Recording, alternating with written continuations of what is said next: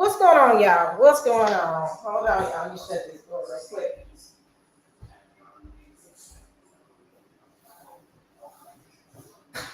All right. Y'all, I'm moving, so bear with me. But I had to come out and talk about this. This crazy right here. I'm sitting down. If y'all hear this echo, this because this room is empty right now. But praise the Most High for blessing me to find somewhere to lay my head. Y'all, it is so interesting. I wanted to get out here and talk about, first I was trying to figure out today, what am I going to talk about? And the reason I kept pushing this live back was I was looking up content because I was going to talk about Candace Owens. And before you know it, I started getting information about what happened in California. So y'all, I'm talking off the cuff right now today. I want to do a little bit more deep dive into it. But when I saw it, I said, let me give myself about an hour to look through it. I said, I'm going to change it. I said, I'm not going to talk about Candace. I'll talk about Candace Owens another day. That's not what I want to talk about right now. Thank you so much, y'all. I wanted to talk about this California bill, this reparation bill. And when I saw it, I was like, only our people can do it. So ultimately, the Black Caucus sabotaged their own bill. And I think the biggest part of that bill is SB 1403, where it's an agency. I think that's, and I'm gonna play this news reporter. He kind of explains each bill, but I think the bigger bill was the 1403, and it was another bill that would directly tie to people being from enslaved individuals. And in that bill, they required that you show proof and all that your ancestor dated back before the we got to the 1900s, I think.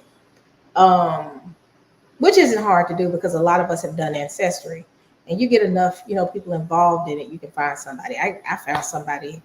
I found actually the first the slave, the last slave in our family, all the way up to the 1850s, because I think he died in 1860 something, and it's on my dad's side. And I forgot his name, but I was able to find it. So the thing is now, praise the Most High, a lot of us have done our own research when it comes to our background. We've all done our ancestry. We've all went out there and pulled that information from the ancestry, because we were all, for the past 5 years, people have been digging to figure out who they are, that we don't have to go and do this digging now. So it wouldn't be hard for us to be able to find that. So that was a part of that reparations task force in California. You have to prove it. And I think it was a couple other things that was related to it. But ultimately, the Black Democrats and the Black Caucus blocked the bill because Governor Newsom scared them. And Governor Newsom said, if you push this bill, this is what I heard, I'm going to veto it. So to save Massa from keeping him from looking bad, they blocked it. Because you could have went on and let it go through and then let him veto it. And if he would have vetoed it, guess what? It would have been on him and not on us, on them. But you know how it is. These Jangos, honey. They love it. Not Jangos, but these, what do you call them? What's the guy from Django? I forgot his name. But these Sambos. They love to say,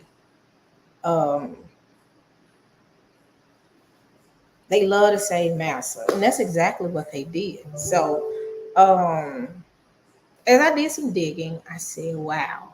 I said, do I really want to talk about Candace Owens, or do I really want to talk about this? To let our people see who it is and who the problem is. It's not, I'm going to be honest. They said one of the senators, I think his name was Essay, I forgot his name, was trying to brought it to the floor, and they did not want to talk about it at all. It's ugly, family. I'll say that much. And when I saw it, I said, "Wow, this is what we're dealing with right now. This is what we're dealing with." So, y'all, let's get right into it. Let me go straight into it. Y'all share, like, subscribe, send it to other people to see this. This is an important conversation, and the thing is, this deals with what's really going on in the world and how our own people are our own worst enemy. Hold on one second, y'all. I'm trying to find a bill. But yeah, our people are our own worst enemy sometimes. We always talk about the white man, the white man, the white man. Well, who blocking these bills, though? You get what I'm saying? It ain't us blocking these bills. It's them. So, let me see. Let me start here. Where was that? Let me see. I had it out here. Hold on. Let me go to history. I can be able to find it. I thought I saved it.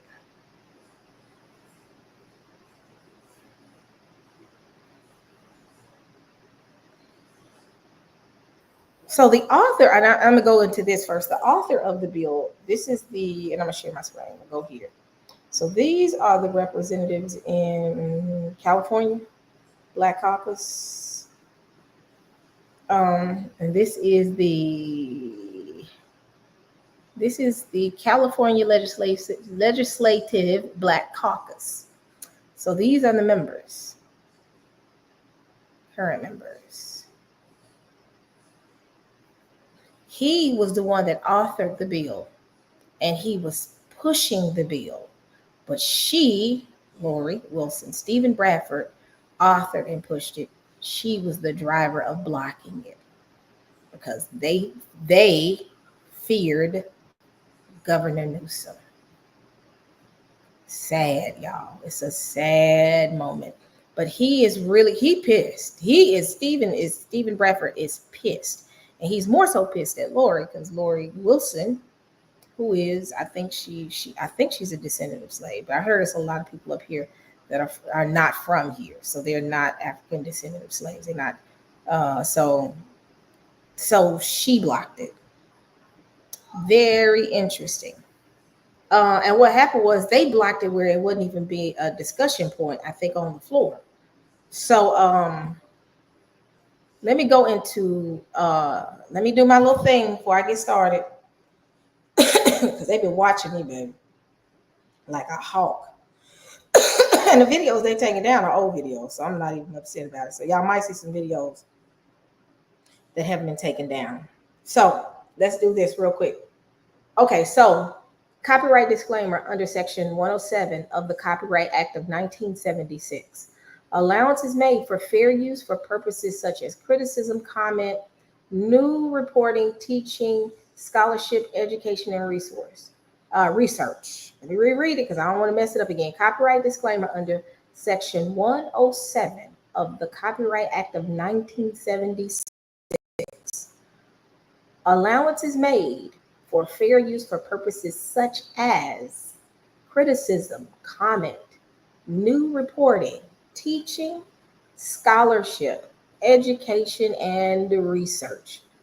Fair use is a use permitted by copyright statute that might otherwise be infringing. Now, let's get to the business. Let me put this up here real quick. There we go. And put my little banner right here. Y'all know they coming for us, sister. They trying to find anything. Where's my banner? Here it is. Here's banners. All right. Let me change the color of the banner. Well, y'all can see the banner. All right. Let's get to the video.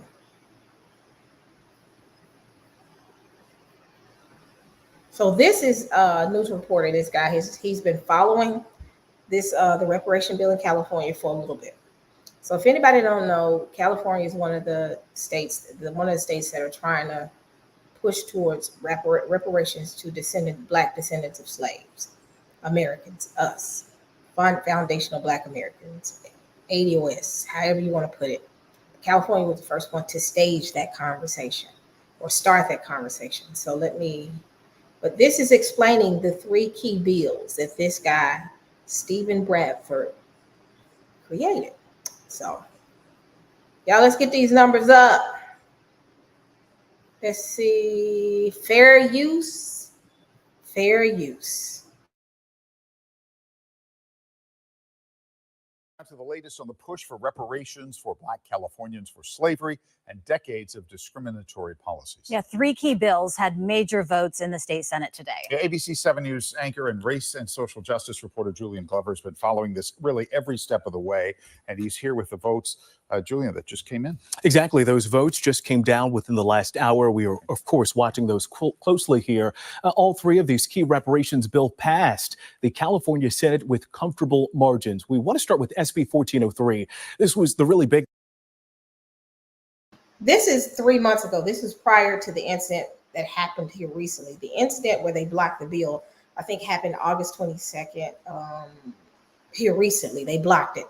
But this is like 3-4 months ago, where he's explaining how they decided to bring the bills forth and how everybody signed off on these three bills. So these three bills, Black Caucus, and I think, and I'll give y'all another video where Stephen Bradford actually go into detail of how this came about, the backstory. So this is just 3 months of I think they were introducing the bills.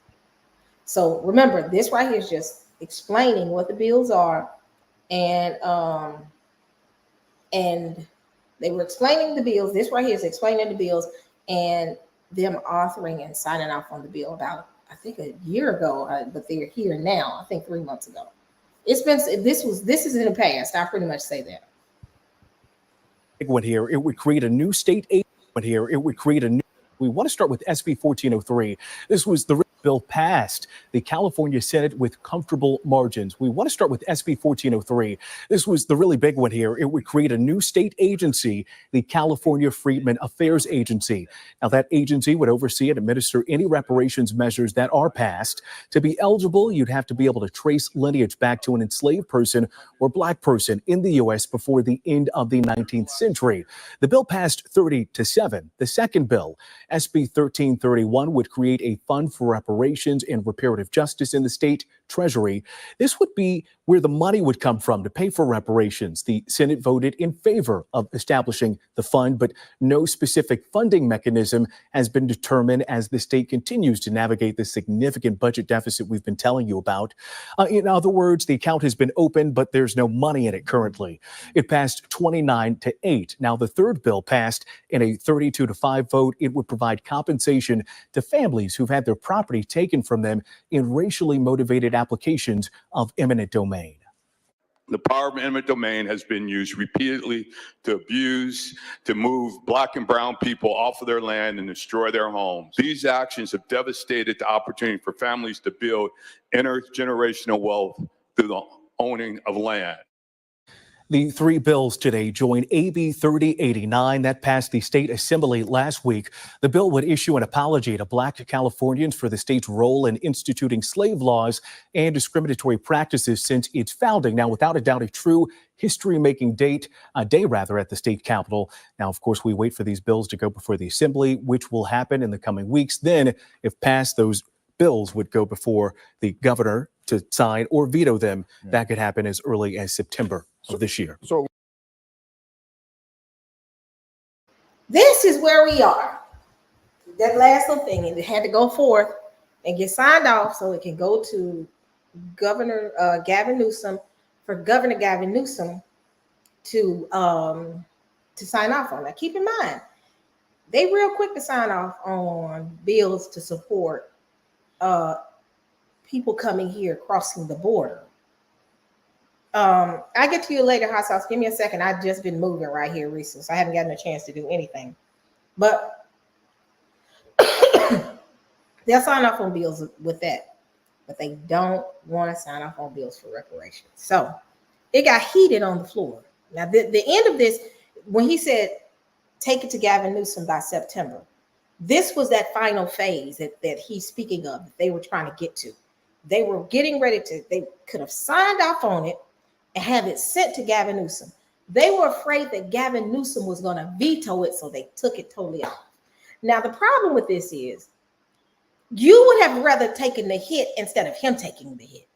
Because if they would have said, cool, sign off on these bills and send it over to Gavin Newsom knew if he would have got those bills, he would have signed off on it because he had no choice.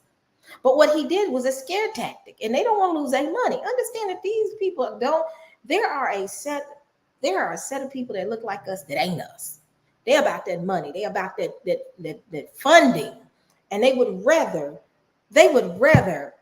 destroy their own community because they love being at the top now.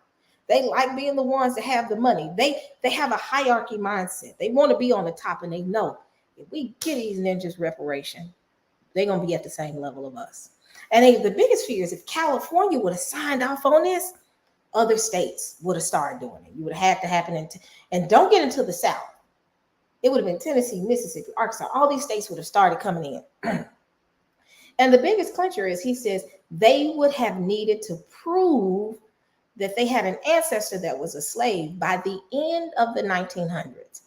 How many of us have done our due diligence just here recently in the past 5 years to prove who ancestor is what? It's not hard for us because that's all you got to do is ask about, because I got to think about it. My mom was born in the 1950s. My grandmother was born in, I want to say, 1920s. Her mother was probably born, which is my mother, my grandmother, my great grandmother was probably born in the late 1800s. That's not hard to trace. So if I go to my great grandmother and look there and then go even deeper to look at her parents, bam, right there. It's not hard to do. It's not hard to trace back that ancestor. If you can trace back an ancestor going past your grandmother, just your great grandmother alone, bam, every single person will get paid. That's not hard to trace back. That's not hard to trace back to say a family, an ancestor that was born or was alive and was a slave prior to the closure of the 1900s. That's my great grandmother. That's my great grandmother. And my father, he was born that's even easier for me with my father because my dad was like 9 years older than my mom. So but my dad was younger. He used to act like he was younger. But yeah, my dad was 9 years older than my mother. So it wouldn't have been harder. It wouldn't have been hard for me to trace back with him even more. So this is why they're like, hold on, let's dial this back. There's a problem with 1403 because these ninjas can trace it back. How many people have done Ancestry, 23andMe? All of us have been doing this for the past 5 years. So we actually got that family member right there. So they don't have enough time to sabotage you because it's enough of us that have done this research. Because you remember 5 years ago, the hottest thing was, that's why when I heard somebody say that, never mind, I ain't going to get into that. But it's not hard for us. That's why that is a problem. Because the proof is there. We've done our due diligence. So let me go to the next one. I'm telling y'all, when I saw this, I said, I'll talk about Candace later. And I ain't saying that her conversation was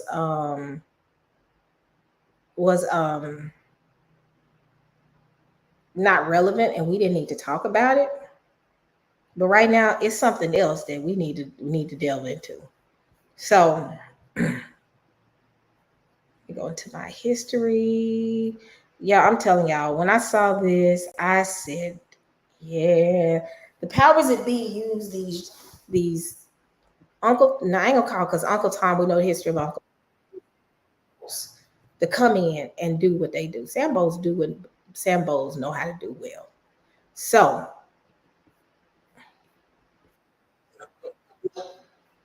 as much as y'all don't too much care for Roland Martin, I'm only gonna play him because, now keep in mind, y'all know I don't trust Roland Martin. He's a gatekeeper. Yeah, he's a gatekeeper as well. But I know, oh, Gardis, I know you saw that a mile away. We got to have I may have a panel discussion about that. But Roland Martin invited Stephen Bradford on his show, and he kind of gave Stephen Bradford gave the history and the kind of like how he created the bill, why he created the bill, what happened prior to. He gives the whole backstory. So I want to play that as well. But you know what? I'm gonna go straight into that one because that one right there is actually very good. And when I saw it, I said, as much as I don't too much care for Roland Martin, I'm gonna play this because you know Roland Martin can play both sides very well. But I want to play this. And I'm gonna play it, and it goes into fair use, but it goes into detail of what transpired. So I'm gonna play it really quick. On the show numerous times before, California State Senator Stephen Bradford. Again, he authored the bill, was on the task force, so he joins us right now. So Senator Bradford, first of all, so explain to people how many bills there were. There were 14 bills that were introduced that were considered the Black Caucus, Legislative Black Caucus priority bills. There was a few more that weren't deemed priority, but the ones identified for the caucus that we all supported unanimously, I should say, it was 14. Okay, so there were 14 bills. So you're in the Senate. What got through the House? What got all the way to the governor's desk? Yeah, in terms of what got through the House, and then you were hoping it was going to get through the Senate. Well, my bills got through the Senate. My bills got all the way through the Senate. They got all the way through the Assembly.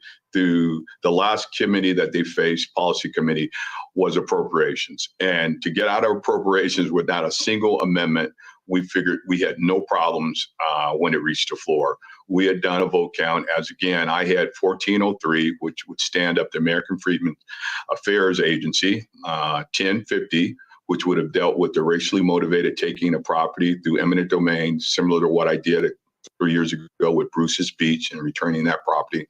And then we had SB 1331, which would create a funding mechanism and foundation for reparations going forward, not requiring state money. We would look at federal money, philanthropic money, other means other than state money, since we were in a deficit situation. There we go. Those were the three main ones. That last one would have made them. And Gardens, if you ain't busy, you can come up here if you want. You're welcome to come up here. I'll invite you. I know this last minute. I'm gonna drop that link and you can come up, Gardens. But I think that last one would have looked at federal monies to sponsor the money that needed to go to Foundational Black America. I think this conversation is going to be even deeper now. They've already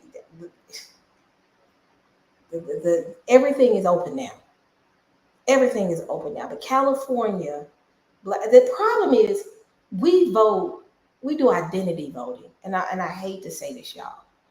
We do identity voting, and because we see a Black face, we want to vote for them and not really do our due diligence in looking to see what are you going to do to support our community.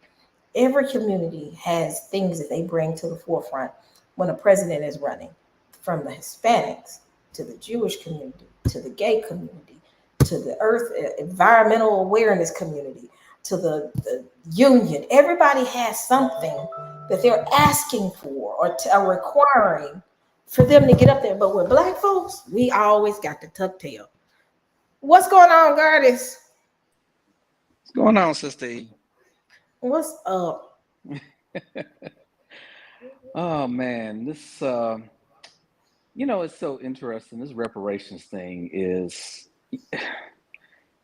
you think that it's very much needed, but the way that we approach it, especially in the last couple of years, has just been so, first of all, it's been divisive. Yep. First of all, I just think that we've gotten away from, because people have been fighting for reparations since the end of the Civil War. Yeah. And I think the height of the movement came probably in the early 20th century. I mean, obviously there were a few court cases where certain people, former slaves, had basically took their cases to court, and some of them actually won. But when you're talking about the general Black population of this country, and their debt that they're owed, basically because of the stolen labor, stolen lives, actually, when you think about the history of slavery in this country, it has turned into something that this country was going to account for, into now we're fighting amongst ourselves on who deserves reparations, even though we weren't even, we didn't even finish the fight yet. Yep.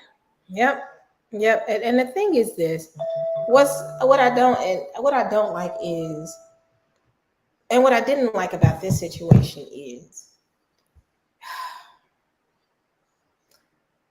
every race has representation that's going to ensure their community is taken care of. Whatever bill, whatever act, whatever, they're going to make sure that there's something in the ticket for them. But when it comes to Black people, I don't get it. It's like we gotta feel like we are part of the crew.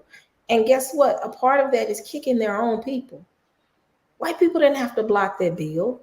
That's all they had to do, is go get some Black people to say, nope, we're not gonna do it. Why wouldn't they allow this bill to make it to Gavin Newsom?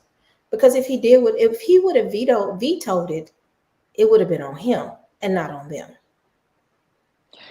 Yeah, because some of us still feel, and I always say this, that we are full American citizens, and technically we're not, because we don't benefit from we don't benefit from from full citizenship. Now, we may be citizens on paper, but other than that, that's all we are.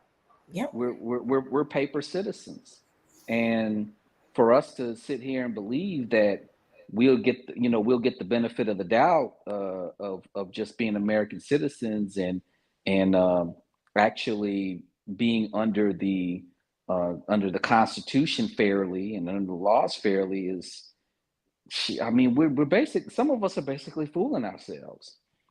And I just feel like the whole California reparations thing, I don't know if you remember, but was it last year or 2 years ago? San Francisco was trying to do this reparations bill where they were going to pay, like, they were going to pay Black folks like I think it was like $3 million for reparations. Wow. And what was so funny is San Francisco was like in a deficit. Wow. So it was like, how are you gonna pay reparations? Especially you gonna give Black folks $5 million, and I think San Francisco has like about San Francisco has like almost 100,000 Black people in it, something like that. So I'm like, how you gonna pay $5 million to those Black folks, even half of them, if you're running off a deficit? And to me, it was a farce, because, for one, the only way reparations would actually come is if it was on a federal level. Mm-hmm. See, I think the problem is that, and I think this is done purposely, when you think about these local reparations movements and fights that's going on, because there was actually one up here in Illinois, in Evanston, where they were giving like $10,000 to Black residents who were victims of redlining.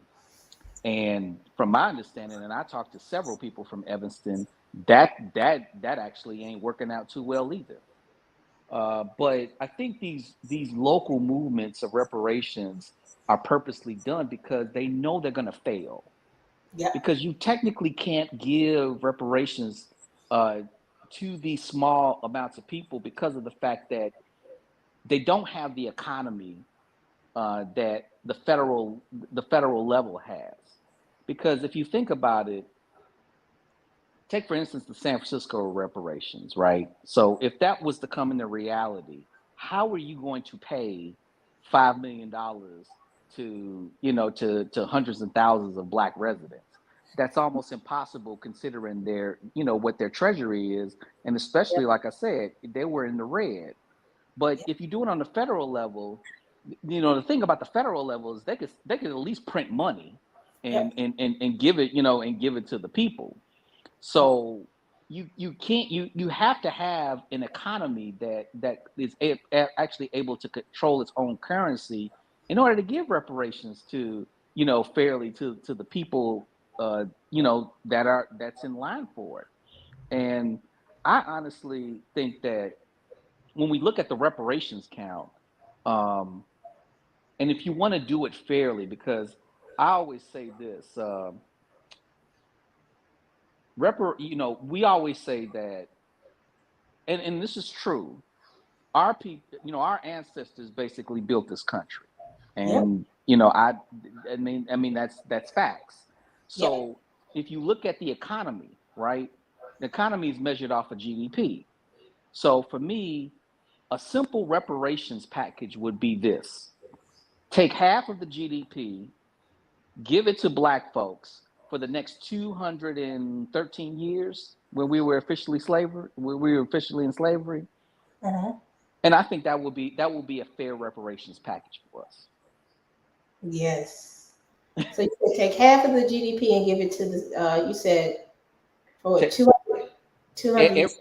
Every year. Yeah, every year. So like I think last year's GDP was like 15 trillion or something like that. Take half of that, give it to Black folks every year for the next 213 years. Oh man, give Black folks $7 trillion for 200 years. Yep. Do you think they would do that? To me, that's the fairest slavery package that I can think of. They would be bombing the mess out of us. They would find everything. They will create a disease to make sure that it get all of us to keep from paying that debt. But that does make sense because the thing is, you have to admit, and they have to admit that this economy's strength right now, well, it's falling, is not as strong as it used to be, but the wealth that this country was able to obtain so quickly as a nation was due to the fact that they had people here building this nation for free. Think about it. I have built, let's say you build something for you, and then I don't charge you. That's a win-win situation. So whatever profit I make, that's my profit because I don't have a debt to pay. Yeah, and it's the fairest. Like I said, if we seriously believe that we built this economy, and I do think our ancestors did build this economy, then half of it is ours. Correct. But see, and what's so interesting about this particular bill at the beginning? Well, when he talked about the funding, he said he did not want to pull funding from a state level, but from a federal level. The only problem with that is if the federal government would help fund California for their reparation, they know they would have to fund everybody else. They can't just fund one group within California. You notice that he said that? Does that make sense? Yeah, no, and that's the whole thing. It's like you can only do this on a federal level. You can't do this by state. You can't do this by city. Yep. So he said it, and let me go back to it and play what he said. He probably actually had one of the most solid, I think, plans, because again, it goes back into proof. Define proof. Well, this is what we need to do. You need to identify a relative that goes as far as the end of the 19th century. That's not hard for any of us to do. That's not hard. That's your great grandparent right there. And the last slave. It's not hard to prove the last slave. People make it seem like it is, but if you can find that one ancestor that was possibly born before in the 1860s, There you go. And that's all you have to do is go to, they have logs to be able to find this stuff. Well, Uh-huh. here's the argument. I'm sorry to cut you off, but No. This is a good conversation. I'm enjoying this. here's the argument. So there have been arguments about, reparations on the basis of slavery. How about on the basis of everything that has happened after slavery, Jim Crow, redlining? I mean, that was the argument with the Evanston reparations because of redlining. Yep. And he So even had, yeah, go ahead. I'm sorry. no, go ahead. You know, he had something in there for eminent domain. Oh yeah, basically redlining and Correct. illegal housing practices. They knew they needed to shoot this bill down. They knew it. I ain't never seen, if I really believe if this would have made it to Gavin Newsom knew he was going to be the poster boy for the beginning of the end of the economy here. Because guess what? Every person would have said, wait a minute, California getting it from the federal government? Why can't Tennessee get it? Because what the federal government would have done was, if they would have done it and be able to pull money down to say, we're going to fund this, then they would have, like I said, it would have been everybody. You can't just fund one group. You got to fund all of them.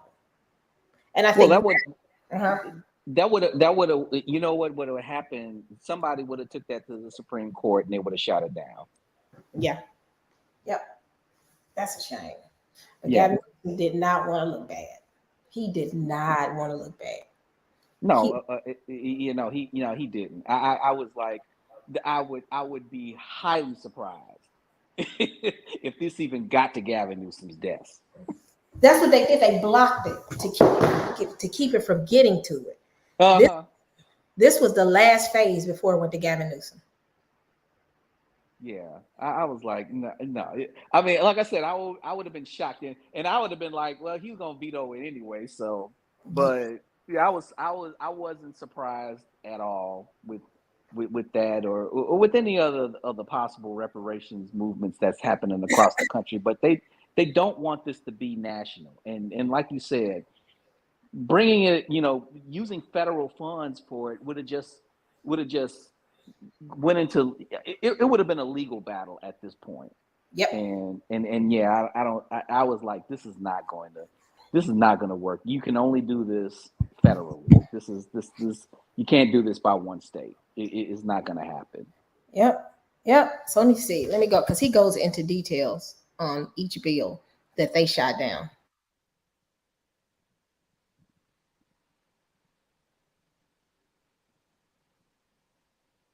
$13.31, which would create a affairs agency, 1050, which through the Senate.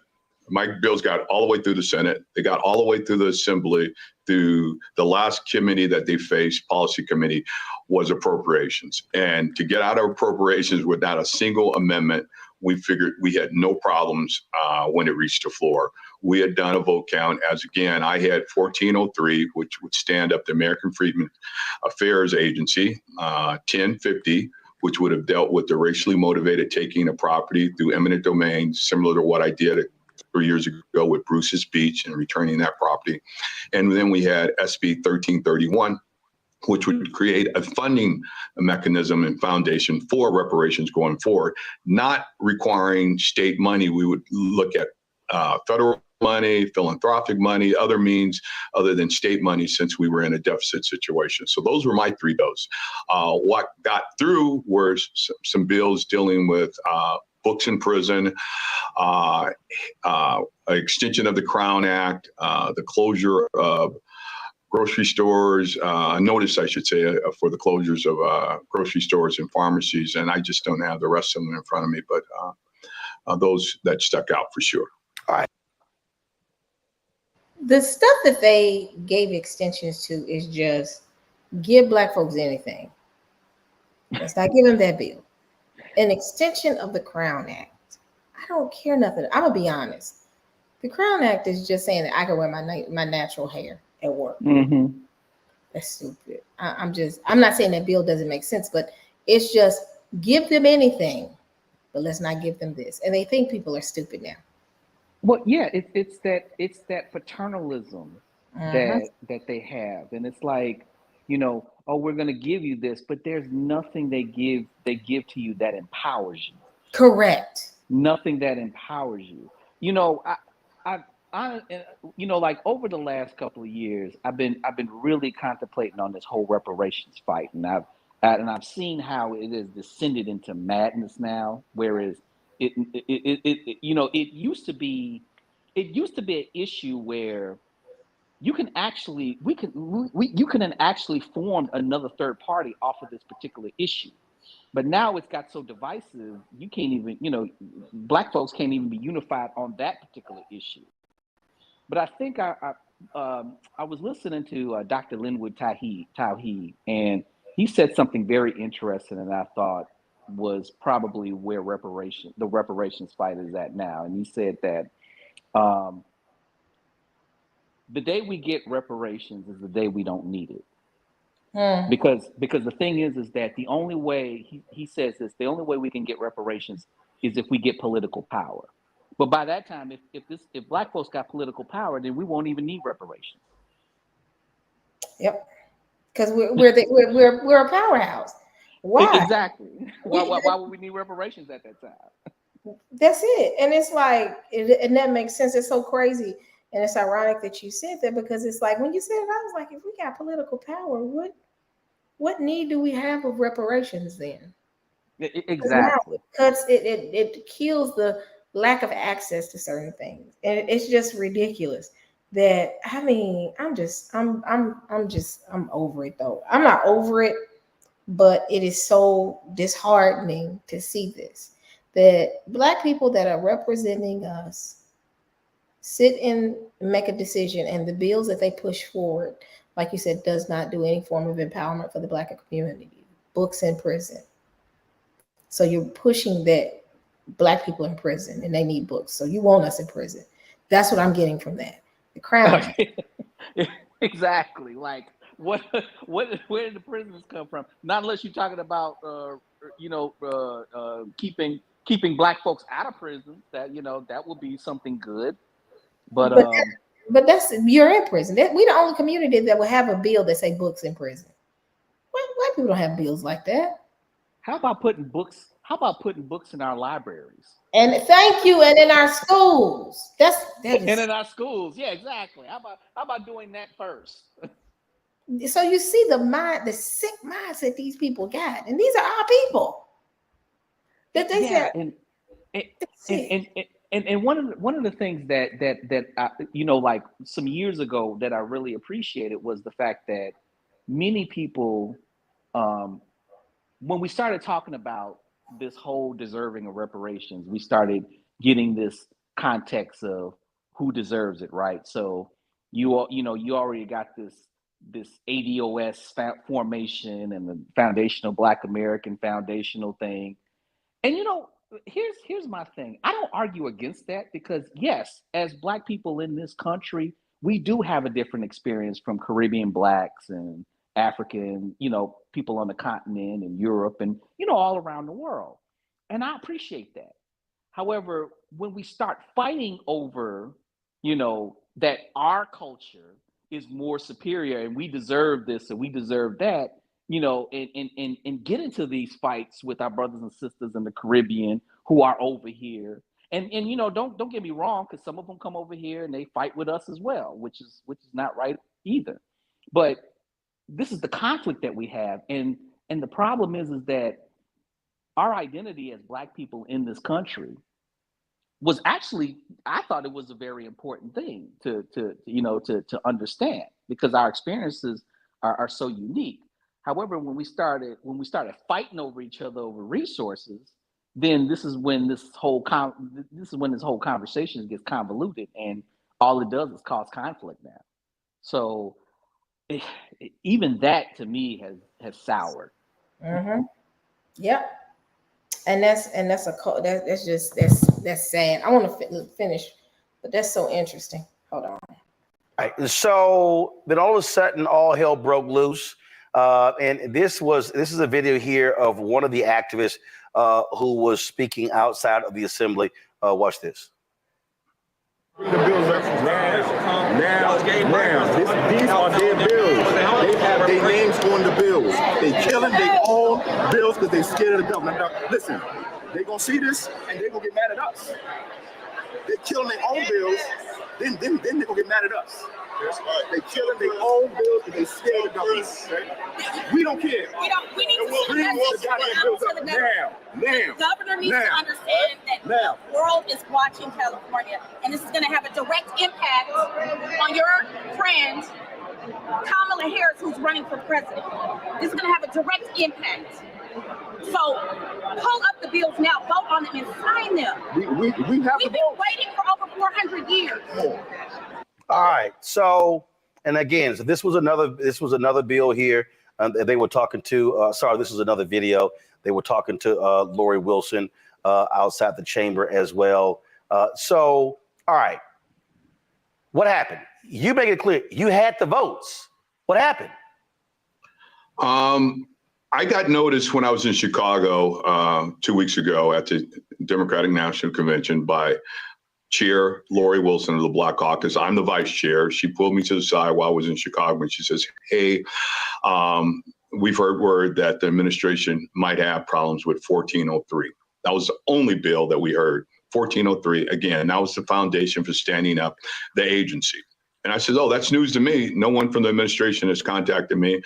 And I says, what might be some of those concerns? And she wasn't specific. And so I did what I naturally would have done. I picked up the phone. I called my chief of staff. I called my legislative director and asked them were they aware of any of those issues. And they said no.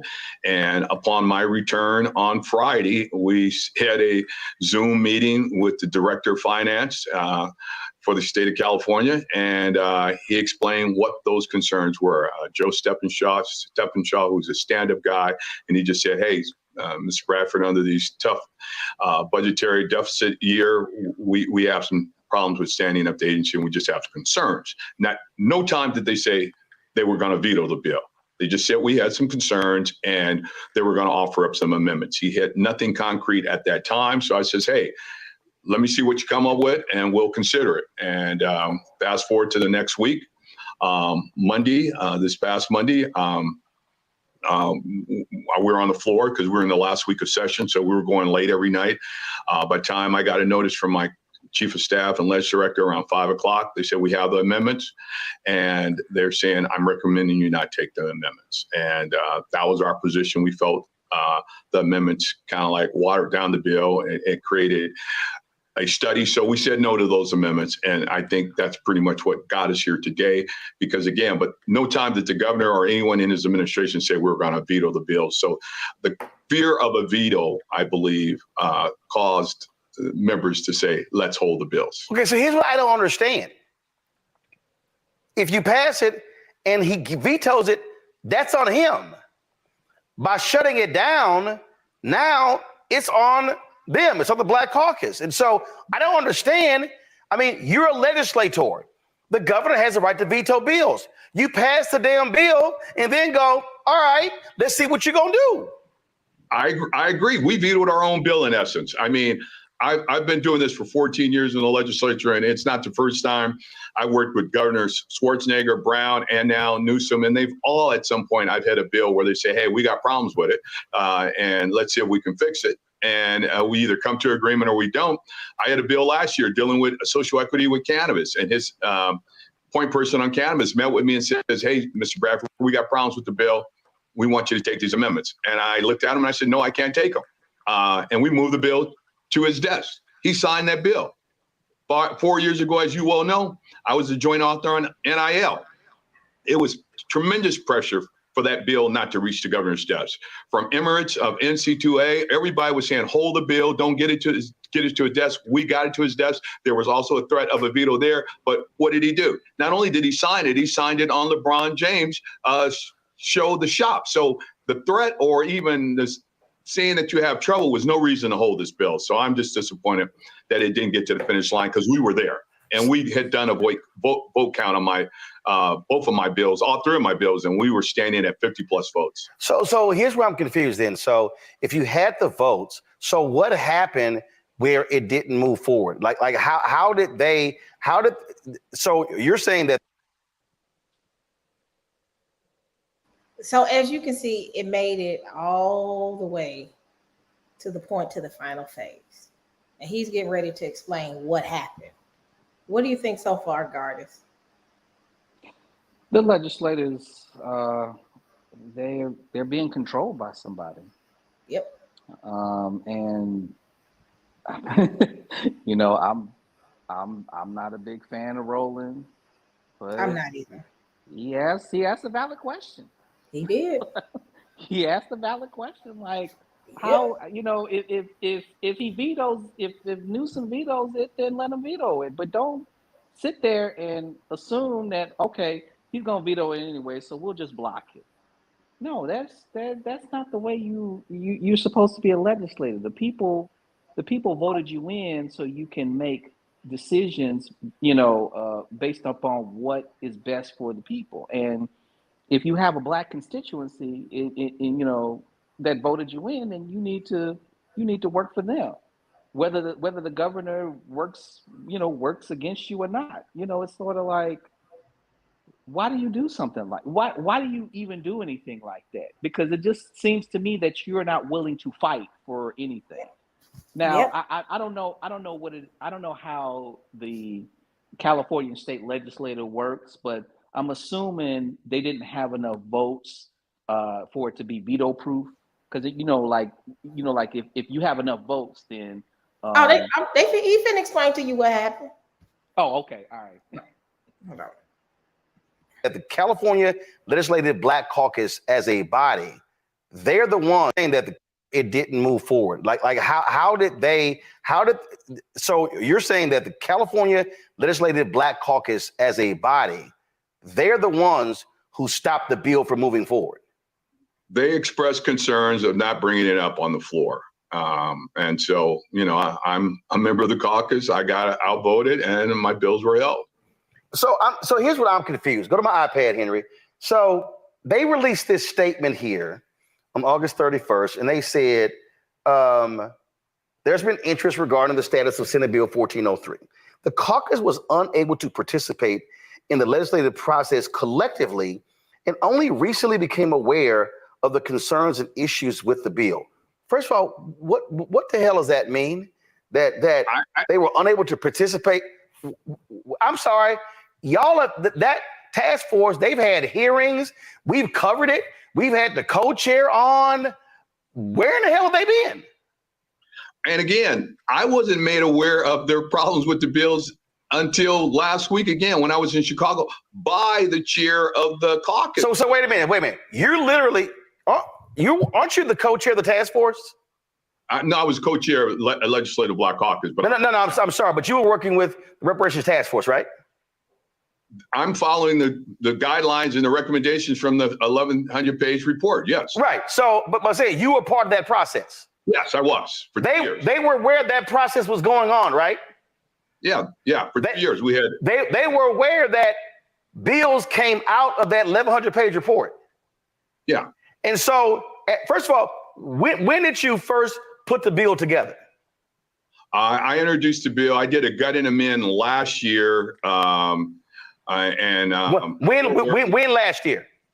I think like July. Okay, so you mean to tell me, so from July 2023, the other members of the Black Caucus until August of 2024, they didn't say nothing about the bill until right before it's going to hit the floor to get passed?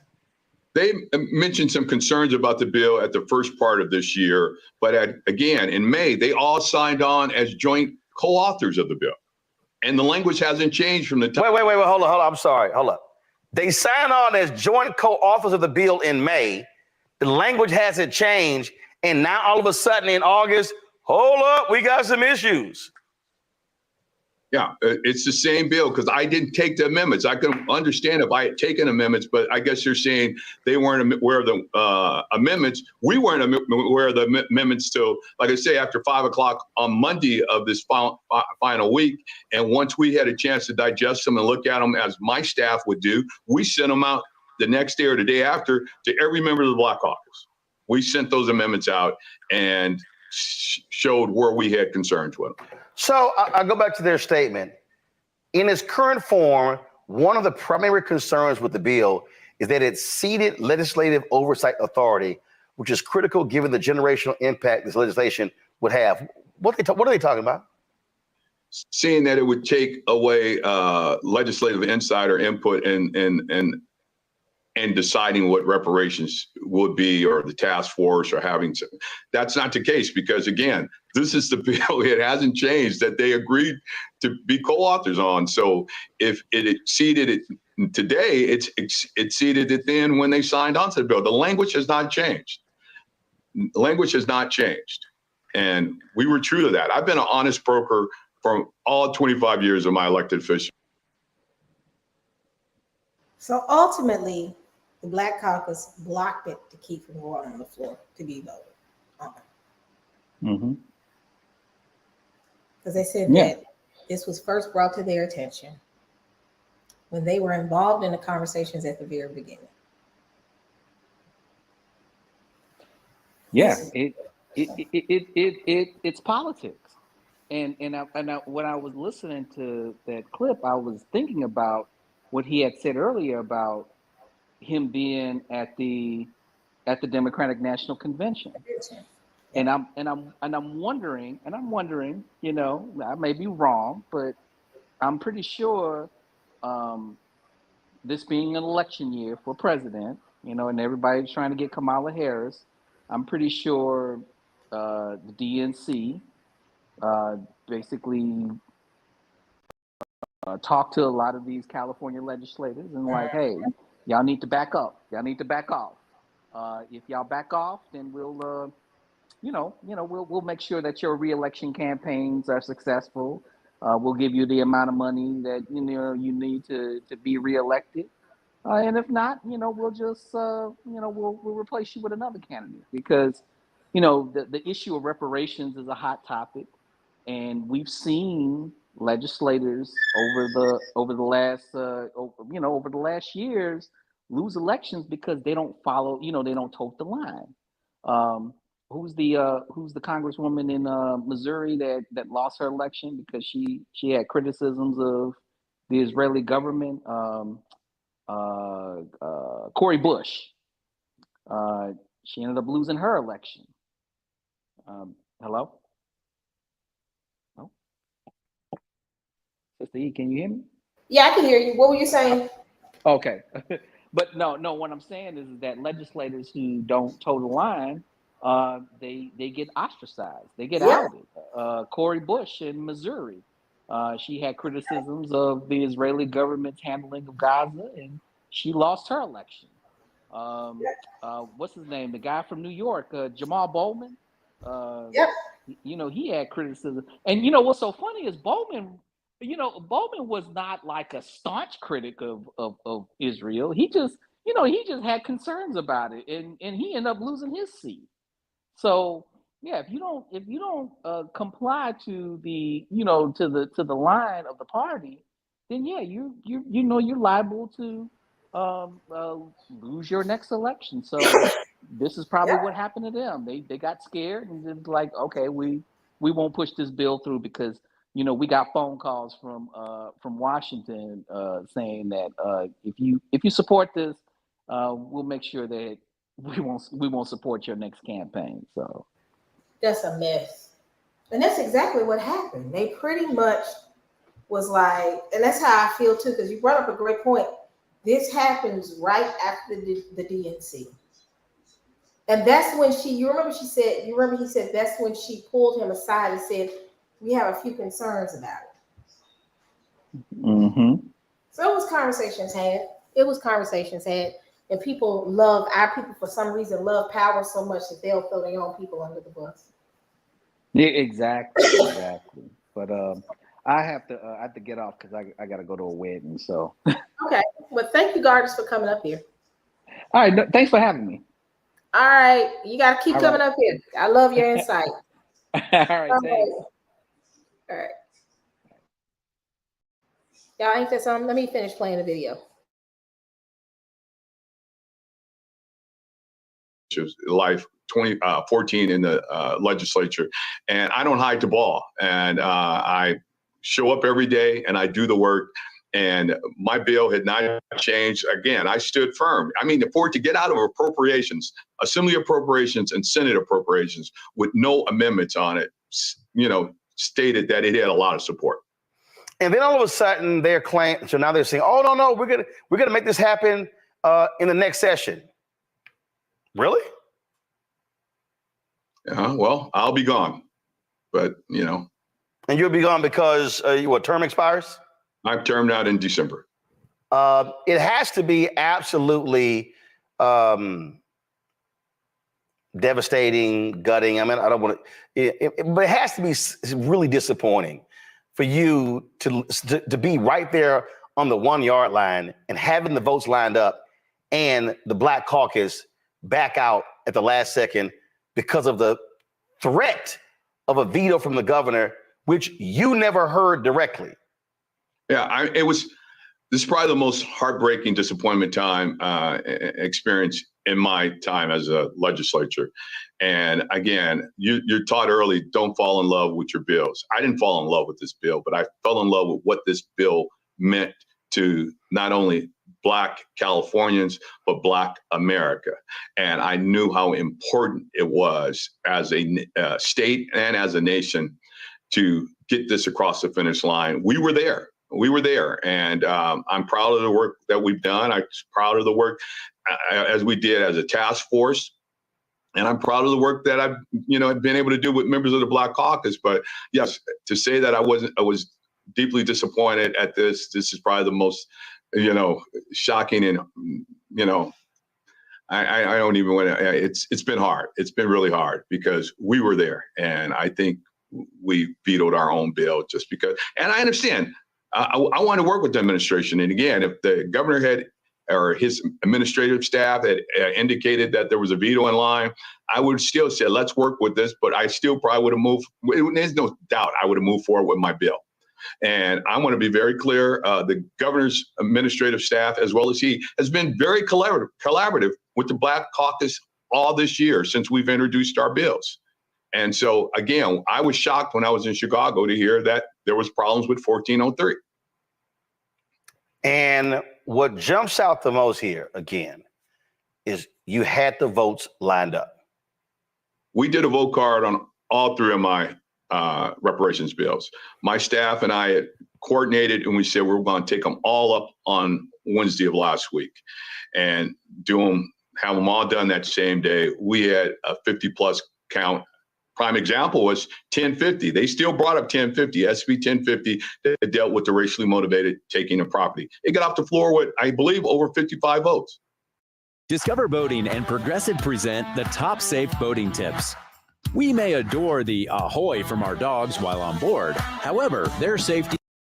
So it showed that we're in good stead. And I think 1403 and 1331 would have experienced the same fate as well. Wow. That's well, I would love to hear, and we're going to reach out to the head of the Black Caucus. We'd love to hear them explain why they decided to get scared by a possible threat of a veto. And again, you pass the bill. If he vetoes it, he vetoes it. And then you have the opportunity to override the veto, correct?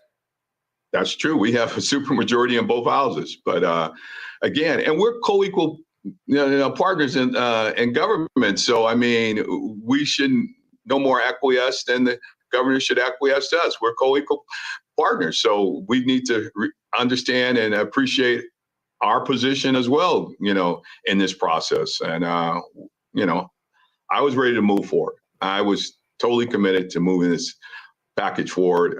It was a solid package. It was a package, again, that would have tremendous impact on California, but as a nation as well. I've been contacted by legislators all across the country who were following what we were doing, and they wanted to emulate and copy what we were doing, and was hoping that we get it done so they could do the same in their respective states. I mean, New York is setting up a task force similar to what we did here in California because of the work that we did in California. I think Oklahoma is looking to do the same as well. All right, then. Representative Bradford, Senator Bradford, I'm sorry. We appreciate it. Thanks so very much. Thank you for having me. Appreciate it. All right, thanks a bunch.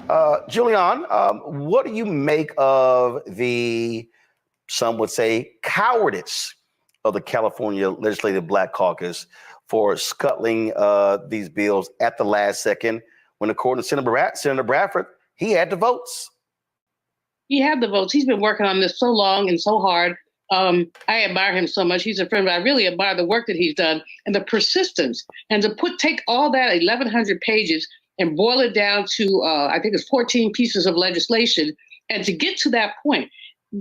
I mean, the Legislative Caucus is a bunch of witches. Why would they withdraw the legislation? Why? And you could tell. Brother man had extreme composure. I think he probably wants to cry because he's worked so hard on this. And I'm not wanting to cry. I want to, what I want to do. But I'm pissed. I'm really livid that all this work has wound down. And they said, well, we'll get it at the next session. No, you won't. Don't lie.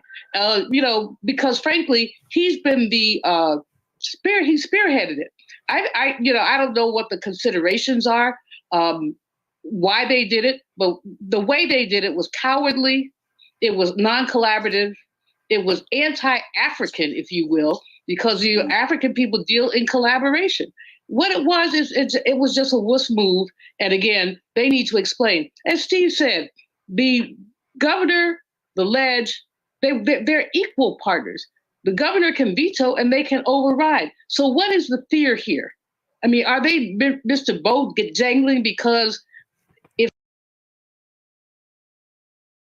Key thing, she said, if the governor would have vetoed it, they could have overridden his veto. Y'all, and I know a lot of people here saying, why is reparations important? I don't want that paper money. Look, right now we're dealing in paper money.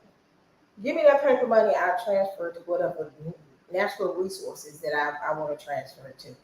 The dollar ain't that shot to the point that I can't utilize it for the benefit of what I need for future intents. I can take that money, buy property in other lands. I can take that money and transfer it over to gold. So I think when we say that, well, he gonna give us gold or silver. Right now, nobody's really operating gold or silver. We still are operating under the U.S. dollar. So while it's here, give it to me. I'm gonna do what I need to do with it. But with that being said, we do not fight for one another. We fight for ourselves, just like Israel in the Bible. They never cared. So they could have pushed it.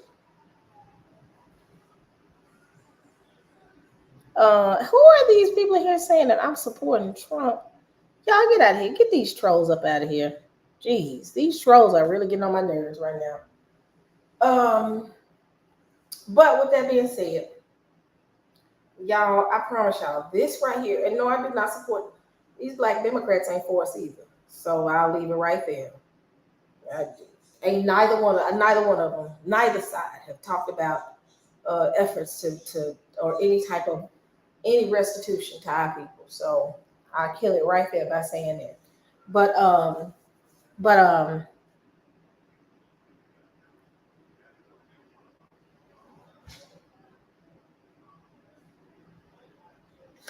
this is too funny. Oh, please make a video about me. I like videos about me. I love videos. Yep, y'all make a video about Sister E, and I'll invite y'all up to talk about it.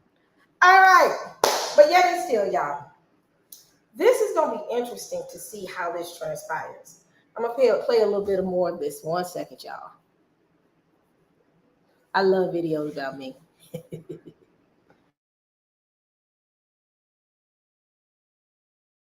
if something comes out of California, they think it might negatively affect the presidential race? Because, the crazy people lining up, they don't even want to hear the word reparation. So is that what they're afraid of? Well, you cannot do fear, especially not in this context. So I'm just pretty disgusted, Roland. I had heard something on the radio before I came on, so I'm really glad that you had the senator on. But I'm at a loss to explain why the Legislative Black Caucus whipped the votes would make such a wuss move. Joe, again, what's confusing to me is if you hear the governor may veto the bill, Let them. And guess what? If you can't override the veto in this session, what do? You reintroduce it next session. You don't pull the bill scared today and then go, oh no, it's a priority and we're going to introduce it next session when you were on the 1 yard line. That to me is nuts. Yeah, that's a problem, and I certainly feel bad for all of us, and for Senator Bradford, who I've gotten to know a bit, and saw DNC and CBC. You know, I see a little political calculation by the governor. Actually, that's what I see. If you add this along with, obviously, there's a message that's getting there somewhere. I think it's distant enough from Kamala Harris where I don't think it necessarily affects her. So I don't think that that's the calculus, and I don't think that it becomes a discussion about anything other than California being liberal. We already know that California is liberal. But if you add the governor's somehow sending some indication that there are some problems with the bill, which I think is what happened, and add what he did with homeless encampments recently. Yeah, this is crazy. This is crazy.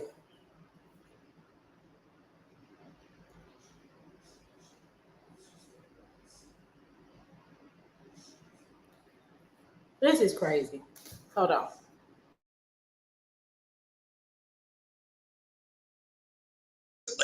Saying that based on the Supreme Court's recent decision, now, the cities actually have the leeway to use the massive resources we've given them to clear out homeless camps, as if it was that simple. And it's not that simple. I think, respectfully, it's being oversimplified. With the YouTube Music app, you can start a radio station with up to 30 artists. Go ahead. That maybe it's something that the governor is doing for the future. Everybody knows he wants to be president. I'm not saying that he's not supporting Kamala Harris. However, it seems like to me that towards the end of his term, what he's going to be doing, what he seems to be trying to do, is setting up some things that are a little bit more moderate, a little bit more tough on homelessness, tough on fill in the blank, so that at least the buck can be passed.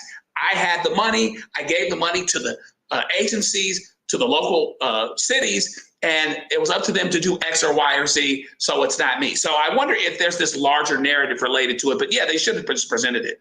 Put it up, let the governor veto it, and then whatever happens, happens. You've done that before. It's terrible that there's discussions about it this late, because the budget problem, if there is one, has been one for a while. None of this stuff is new. And so something in the milk's not white for it to come up the way that it did and how late it did. And here's the deal, Mustafa. The governor doesn't even have to come out and actually say, I'll veto it. The California Legislative Black Caucus did it for him, gave him cover, and I'm just trying to understand, who do they represent? That's definitely a question that they're going to have to answer, because I keep it real with folks. My thing is, if you want my vote, then you have to earn my vote. And that means that I share my priorities with you, and you are supposed to do everything in your power to make those become a reality, especially when you have everything lined up. There's so much to unpack here.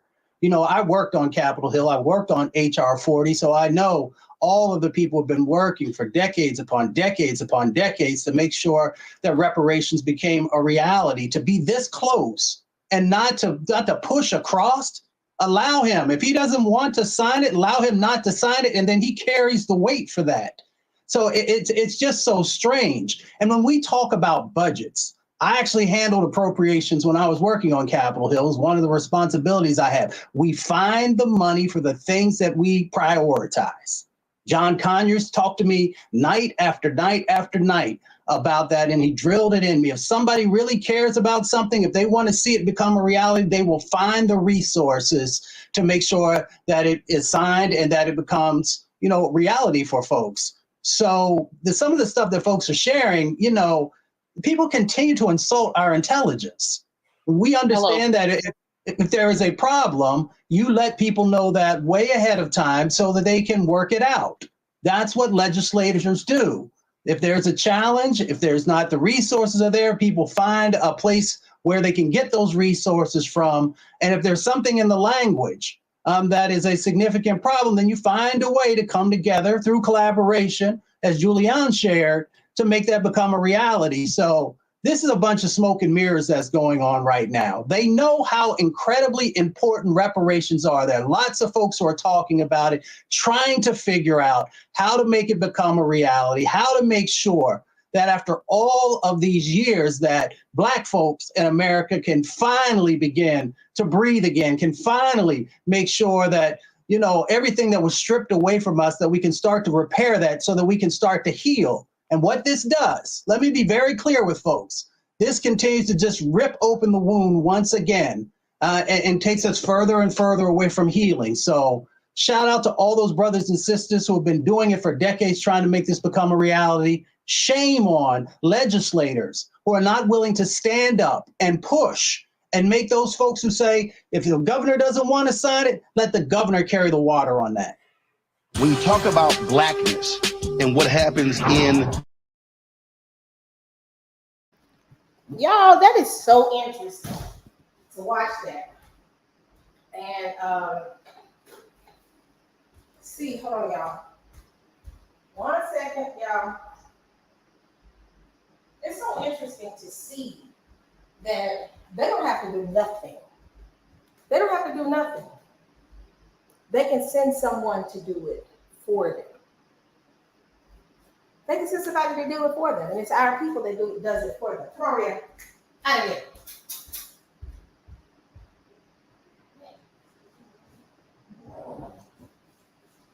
They can send people to do it for them. Hold on a second, y'all. This dog was lost his mind.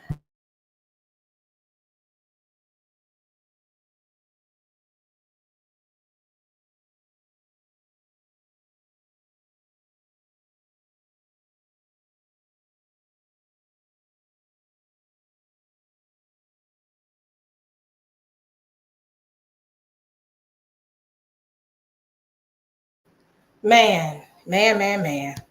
This is going to be interesting to see how this plays out. So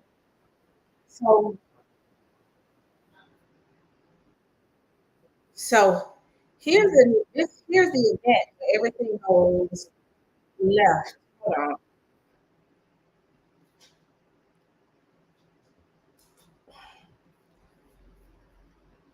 Again, I'm saying this. Every single time there's a presidential election, every group comes to the table with something for their community, except for our people. How dare they say we're going to push a bill for books in the prison? Like Caucus now, like Democrats said, we're going to push a bill that says books in the prison. Why not books in the schools? Why not reconstruct and re-engineer the schools that are in the Black neighborhoods so they won't have to have books in the prison?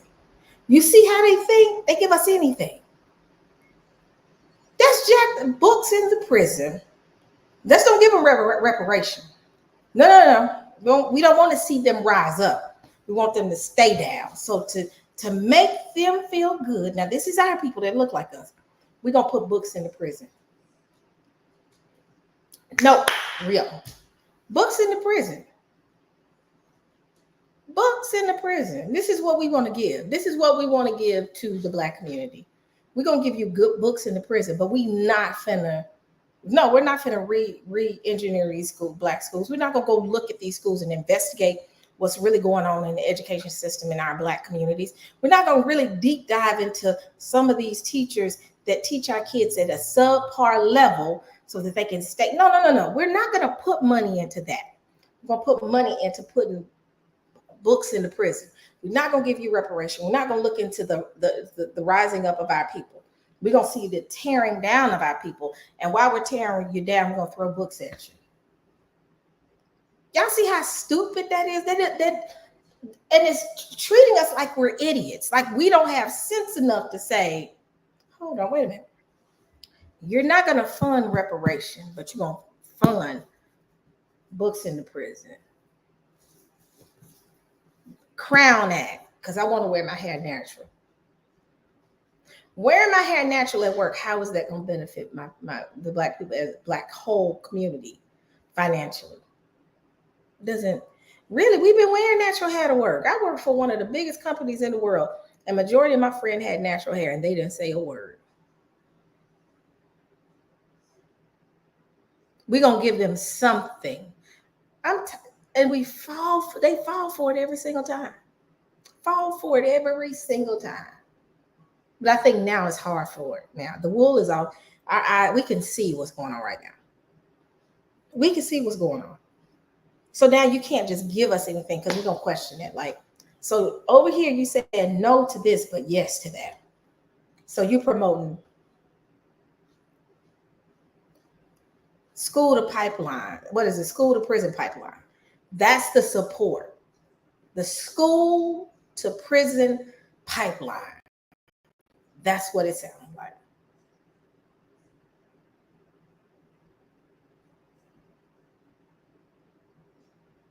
That is so crazy. Y'all ignore these trolls. These trolls are coming here. Understand that trolls are meant to distract us from the conversation. Ignore the trolls. They're not upsetting Sister E. Let them say whatever they want to say. Block them. Do whatever. They just, I don't know where the troll's coming from, but they came at me, Dante, and Teo, which I don't care. Because I don't stand for the Democratic Party.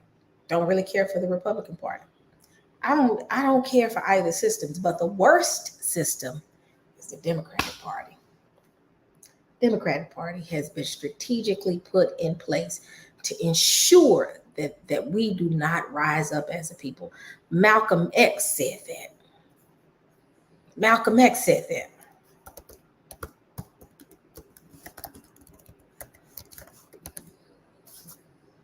Malcolm X said that. I'm gonna play a video. So fair use. I'm gonna play this video. Shout out to all my trolls. The great Malcolm X even called the Democratic Party. I don't need BS. So let's see. Black victims, 22 million black victims of Americanism are waking up, and they're gaining a new political consciousness, becoming politically mature. And as they develop this political maturity, they're able to see the recent trends in these political elections. They see that the whites are so evenly divided that every time they vote, the race is so close, they have to go back and count the votes all over again. And which means that any block, any minority that has a block of votes that stick together is in a strategic position. Either way you go, that's who gets it. You're in a position to determine who go to the White House and who stay in the doghouse. You're the one who has that power. You can keep Johnson in Washington, D.C., or you can send him back to his Texas cotton patch.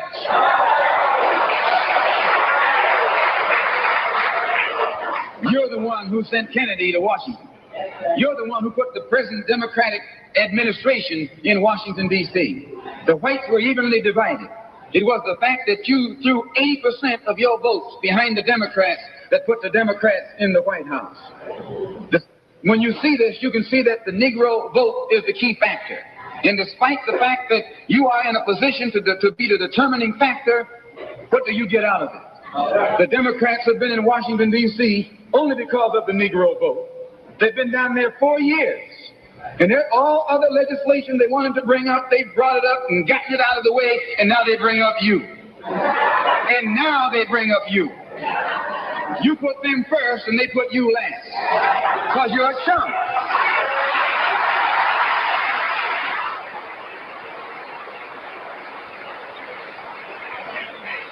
A political chump. In Washington, D.C., in the House of Representatives, there are 257 who are Democrats. Only 177 are Republicans. In the Senate, there are 67 Democrats. Only 33 are Republicans. The party that you back controls 2/3 of the House of Representatives and the Senate, and still they can't keep their promise to you because you're a chump.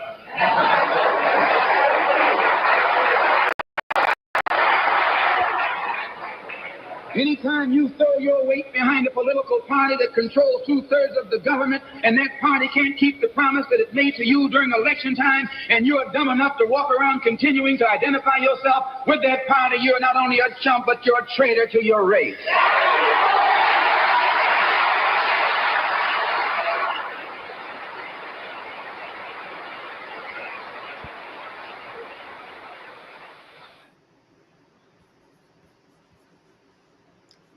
This is Democracy Now! That was a good one. That was a good one. And it makes so much sense that I think they had just started supporting the Democratic Party, and the Democratic Party has never done anything day one. We put our votes and our support behind them, and they taunt us by giving us faces that look like us to say, well, this time we can't, but let's try it next year, in the next 4 years. We can't do it now, but let's try it the next 4 years. And what happens is the next 2 years, next 4 years, whatever, let's try the next term. Let's try the next term. Let's try the next term. Where are we now? Where are we now? We're still here.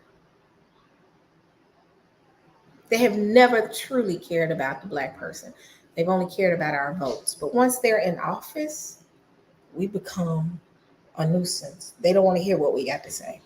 They want to push Asian bills. They want to push LG, the alphabet group bills. They want to support immigration bills. They want to support all these bills. But when it comes to a bill that will support the upliftment of the Black community by way of paying back something that they owe us because they're not giving us anything, this is owed to us, they get real quiet. Democratic Party gets real quiet, real quiet. They get real quiet. And now you have a group of representatives that look like us standing in front of the House and getting ready to push the final bill that will go to Gavin Newsom in California to support reparation. They're afraid that he is going to veto it, so they don't even bring it to the floor.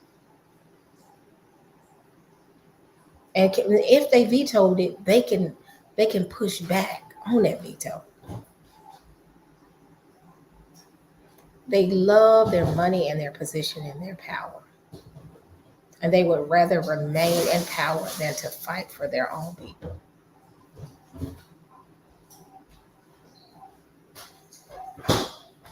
And understand, I guess this person right here is saying, y'all teaches us the recipe of nationhood and we throw it away to be slaves. Excuse me? We vote to be slaves in the stolen land as individuals. So let me explain something. The Bible says that while we're here, we have to live here. We have to set up vineyards while we're here. But it also says that when we leave, we're going to leave with great substance. I'm not prematurely leaving, going anywhere. I'm staying here until I get my money.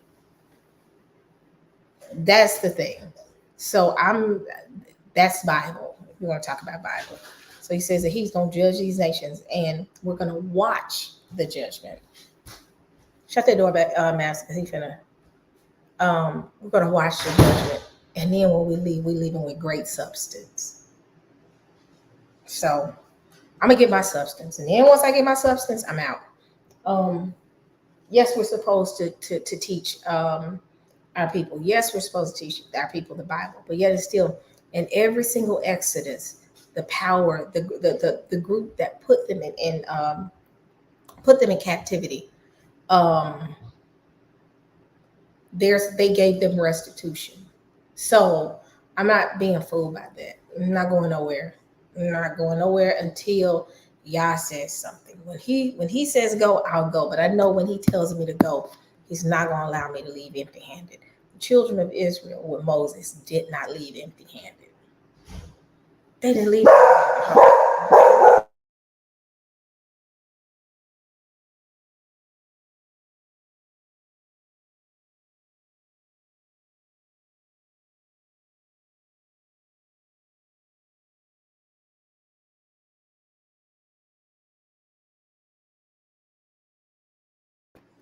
Yep.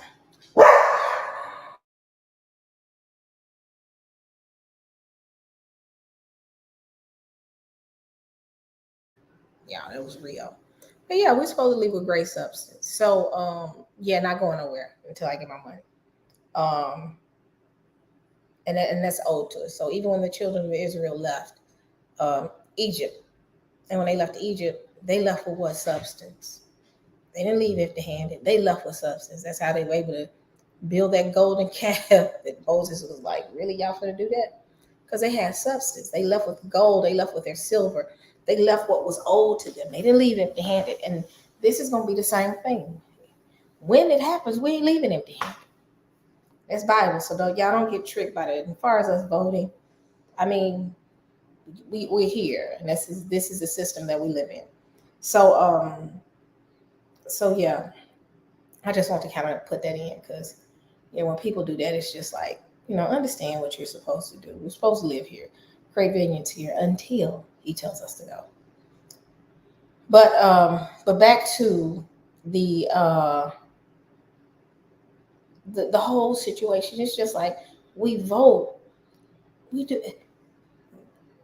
don't vote for the upliftment of our community. We vote because the candidate looks like us, or the candidate says something about Black people, or he has an event with Black people performing right before the presidential election, or right after when it's time to vote for the president. Black people are all in their mouth, all in their brain. We stay on them. They stay on us.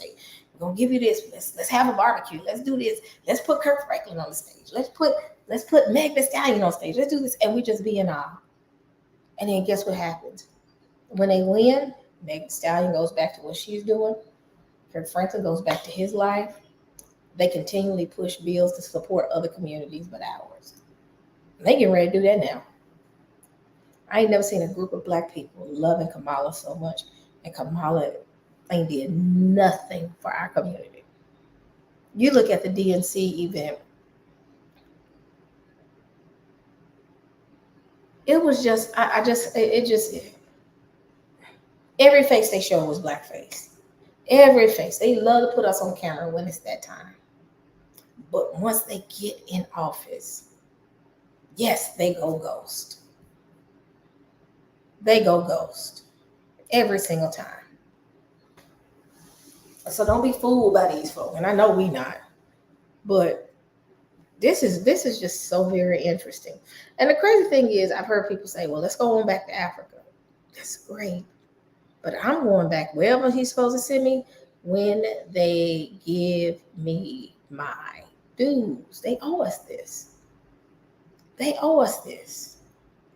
Who's to say they won't put in a bill that, okay, yeah, we're going to proceed with reparations, but you have to physically have living here. You can't have left the country. You couldn't have changed your citizenship. You know they'll do some more janky stuff like that. You know they're right. That if we all just said, let's go, a mass exodus out, they'll say, thank you. So what we're going to do is say, if you have moved out of the country and changed your citizenship, this does not apply to you.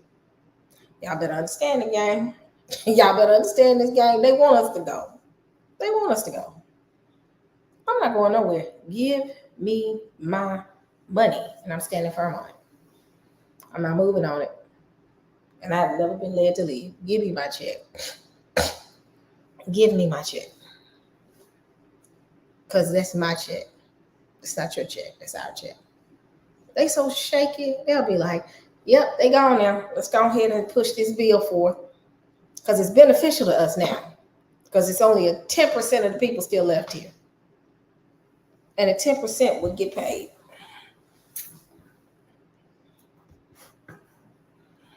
So take it however you want it. I'm here. I'm here until y'all says otherwise. So so that's what I really wanted to delve into. And like I said, I know everybody's been talking about Candace Owens, and I said, oh, I got to show y'all what happened on the floor when they was outraged. Oh, it was on and popping. Let me see, is this the right one? Okay, this came out 4 days ago.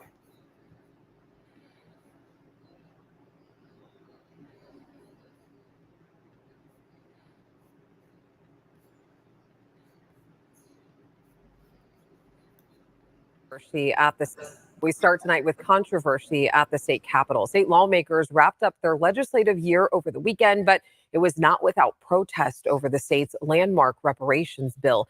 Two bills did not get a final vote. ABC 10's Becca Habegger joins us in studio with what happened and what could come next. You know, Alex, many supporters of reparations for Californians who are descendants of chattel slavery in the U.S. feel outraged tonight. That's after Assembly members refused to bring to a vote on Saturday two bills that would have created the infrastructure for meaningful reparations. Supporters of reparations gathered at the Capitol Saturday in support of two key bills by Senator Stephen Bradford, who sat on the California Reparations Task Force. The task force met over the course of 2 years, hearing from the public and experts on the long-lasting effects of chattel slavery on Black Americans. Last summer, members published their final report of more than 1,000 pages and more than 100 recommendations. We're 160 years overdue for this. On Saturday, Senator Bradford hoped his Assembly colleagues would put his two key reparations bills up for a vote. Senate Bill 1403 would have created the California American Freedmen Affairs Agency, tasked with implementing reparations and determining eligibility. Senate Bill 1331 would have established the Fund for Reparations and Reparative Justice to eventually pay for the various forms of reparations. Neither of these bills included cash payments for recipients of reparations, and neither of these bills went up for a vote in the final hours of the legislative session, effectively killing them for the year. We owe it to our ancestors, and I think we disappointed them in a way by at least not having the floor vote and letting the people decide, let the legislators decide whether it should have gone to the governor's desk versus holding the bills. This session, the California Legislative Black Caucus published a list of 14 bills as part of its reparations package. But Bradford's two bills that brought supporters out on Saturday were not among the 14. In a statement, the caucus wrote, in part, members have chosen to concentrate our collective energy on the legislative priorities that the entire caucus has voted on and those that positively impact Black Californians. We remain committed to our long-term goals and recognize that this is a multi-year effort. 9 of the caucus's 14 priority bills passed the legislature, including a formal apology from the state for human rights violations and crimes against humanity on African slaves and their descendants. An apology is not reparations. Nobody can eat no apology. Nobody can pay their rent with no apology. Chris Lodgson with the Coalition for a Just and Equitable California says he is outraged the California Legislative Black Caucus didn't bring Senator Bradford's two bills up for votes. It's disrespectful and it's disgusting. I consider it a betrayal of the people. And Becca, from what we are hearing, there are plans to try again next session, right? That's right. Yeah, Alex, you know, supporters of Bradford's two bills say they're going to fight for this next year, though Senator Bradford is now termed out and no longer able to serve. One of the reparations bills the California Legislative Black Caucus passed is actually something you'll see on your ballot, now called Proposition 6. It would change the wording of the California Constitution, which currently outlaws all forms of slavery except for the involuntary servitude of inmates. All right, Becca, thank you for the update. And you know, we will keep you updated at home. Family, I'm gonna leave it right there. That's crazy. Osai's still gonna move, and he gonna do it. I believe that we are gonna get reparations here, because the Exodus does have. I do believe in the Exodus. And I think the Exodus is going to relate to, and this is what I think. I think the Exodus is going to relate to us getting, something's going to happen in the system. It's just my thoughts. It's not prophecy. It's just my thought. Something's going to happen in the system where we possibly could get reparation, and then we're going to be able to bounce. I believe that's what's going to happen. Do I believe that when he comes, we're going to already be out of here? I really believe that. And the thing again, people think that I don't think that there's going to be an Exodus. I really believe there's going to be an Exodus, but some things have to transpire before we go. And then after the Exodus, I really believe that that's when we'll see Christ come, because they're gonna try to come at us and attack us. So that's what I'm thinking. Now, if he comes before that and we don't get that paper rep or gold or silver reparation, I'm good with it. But with that being said, I'm not gonna have my head in the sand throughout the process. I'm not, because rightly he said, wait on, yeah. I'm looking at his prophecy, and his prophecy said, we're gonna leave with great substance. So yeah, I won't have my head in the sand. I won't walk around like with blinders on. I think that's the worst thing that has crippled our community, because we go by the mindset of, well, don't worry about what you're supposed to get in here. You're going to get it over in heaven. There's always been that mindset that, oh, they can dog us out here, but we're going to have better in heaven. No, you owe us here, and you're going to have to pay us here. It's going to be a part of their curses, and that's what they're going to hate. And then just end of discussion. I don't have that mindset. So yes, Yah is fighting us, but rightly dividing the word does say that we shall leave with great substance. That's what they said. So, and that's rightly dividing the word. So, family, I've enjoyed this conversation. Let me finish unpacking.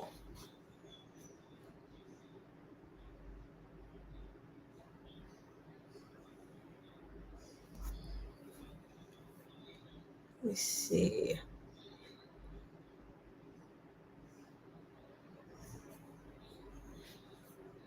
So, yeah, this is gonna be interesting though. But I'm gonna keep up with this. I do want to talk about Candace, but I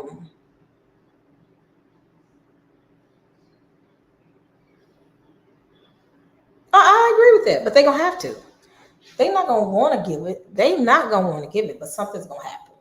So, some of y'all who don't agree that we're gonna give, I have a question. I'm gonna do a poll. Who thinks we're gonna get reparations here? Give me a 1 for yes, a 2 for no. Because I am a proponent for reparations.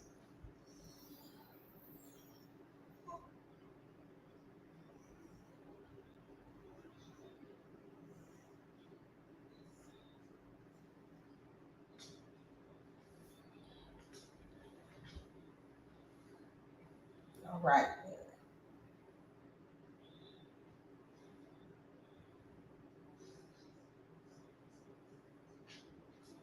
Anything we get is gonna be from the Most High. Anything we get, ain't nobody gonna give us nothing. But He will make the enemies will gonna have to pay. They're gonna have to pay up.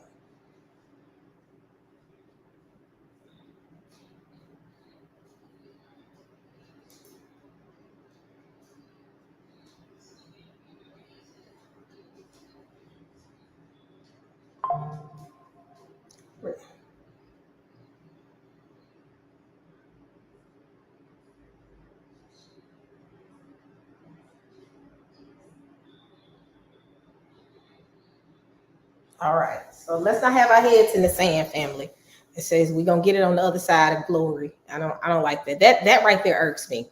When I hear people say, oh, we're gonna get it in heaven, that's the slave mentality. And we can't allow ourselves to fall into that slave mentality to say, oh, we ain't gonna get it on this side, but we'll get it over in heaven. That's what they used to tell the slaves to make them be all right with getting beat over the back. Is be all right with being mistreated, because they said, okay, we don't get it here, but God gonna give us He gonna give it to us on the other side. I don't believe in that, and I think that's slave mentality, and we can't allow ourselves to slip back into that mindset and that slave mentality to say, okay, well, we ain't gonna get it here, but when He come, we gonna get it. No, we're gonna get it, and they're gonna be mad about it. Period. So, yes, He's gonna get us our oh yeah, He gonna give it to us right before we leave. Right before we leave. Oh, definitely. But those who teach that, I can't stand that. Oh, in the sweet by and by, I can't. That irks me, because it's a concerted effort for us to accept what they doing to us. I can't do that, y'all. That irks me, because that's a tool of the enemy to make us to be all right with our oppression. I don't agree with that. So for me to sit here,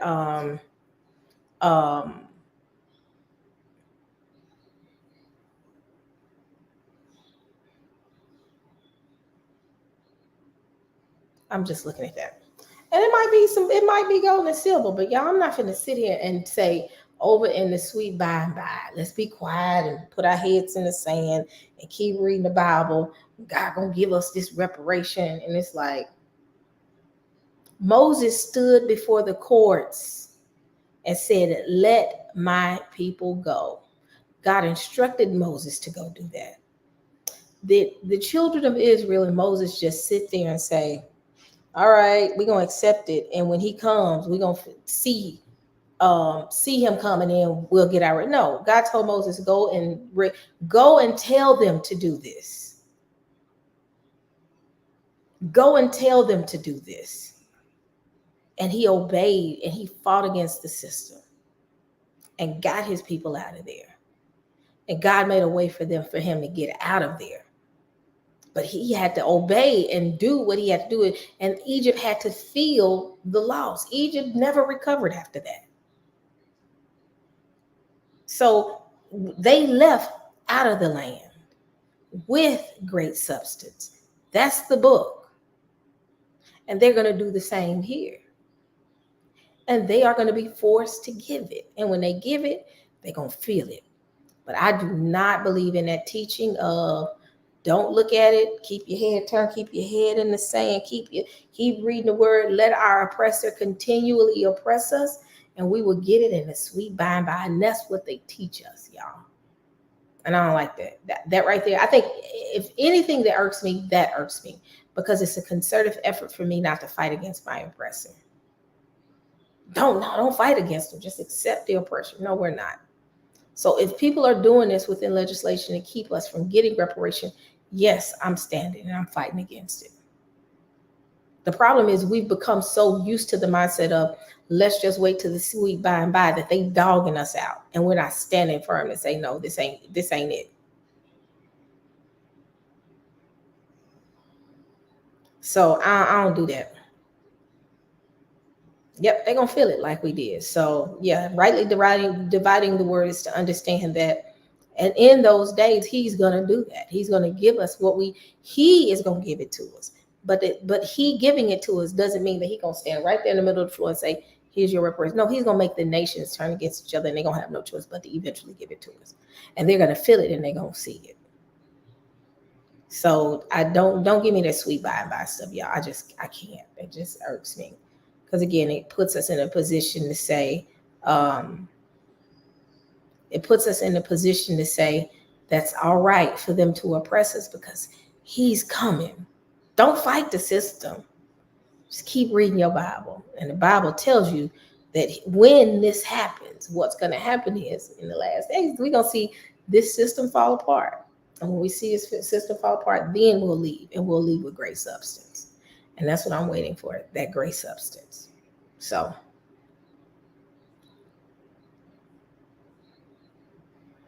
no, they're not going to let us go. They ain't going to have no choice but to let us go, though. So they can give trillions upon trillions to Ukraine, but all of a sudden we accept the word that they're in debt. How are they in debt when they constantly giving these countries money? They tell us they're in debt. They're in debt, but they still can give. No, I ain't accepting that either. So it's a game and it's a ploy. And then, and like I said, I'm not going nowhere until they give it. Period. And I'm standing firm. The children of Israel did not leave until Moses said, let's go, and here's your great substance out. They didn't leave prior to that. They didn't. And when Moses came and said, we finna do this, and they did it. The Most High led him to do this. He told them to go over there and do it. And they watched the judgments fall on Egypt. They watched the judgments, and then right after that, they got that great substance and they bounced. Pharaoh did give him that. It was a great substance that they got from the Egyptians. Egyptians felt it. They left with great substance. She said, I don't care. Pay up. They can sell their children if they want to. I don't care. Run me my money. Exactly. Run me my money. So to have that mentality of wait for the sweet by and by, I ain't doing it. Run me my money. Period. Y'all can sit here and play like that the Bible, just be quiet. Nope. Run me my money.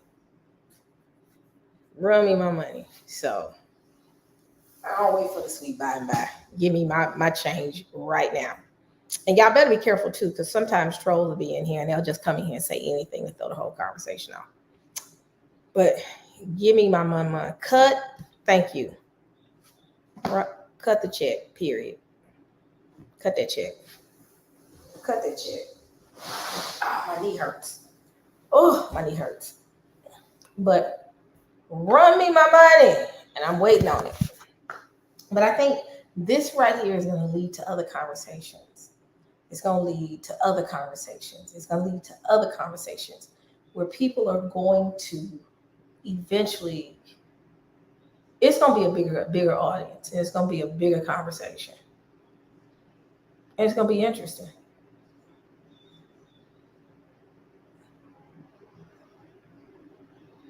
Run me my money. Y'all don't let these folks fool y'all talking about wait for the sweet by and by. That's what the oppressor wants you to say. Oppressor wants you to say wait for the sweet by and by.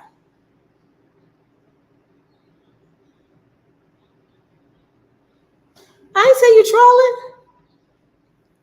trolling. I'm here for 5 years now. I'm not trolling. I'm dead serious. I agree with you. Run me my money.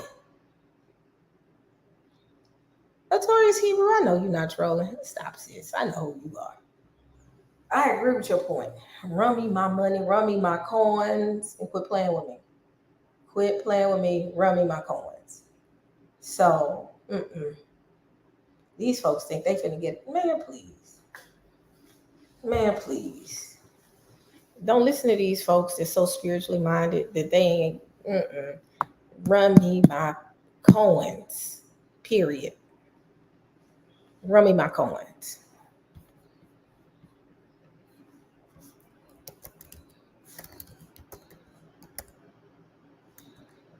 Run me my coins.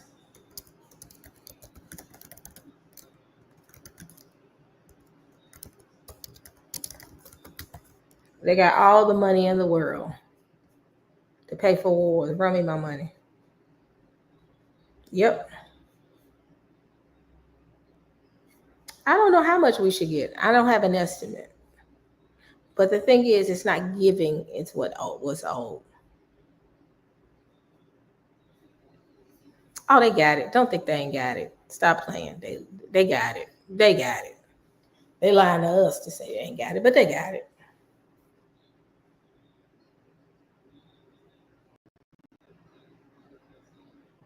Oh, they got it. So, but we're going to leave with something. We're going to leave with something. So, all right, y'all. I'm going to go here and finish unpacking.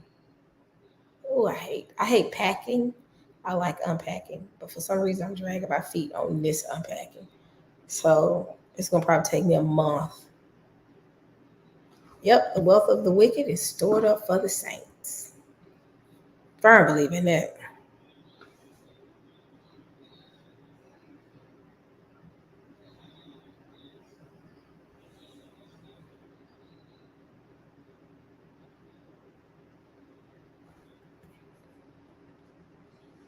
I do not agree with you on this one.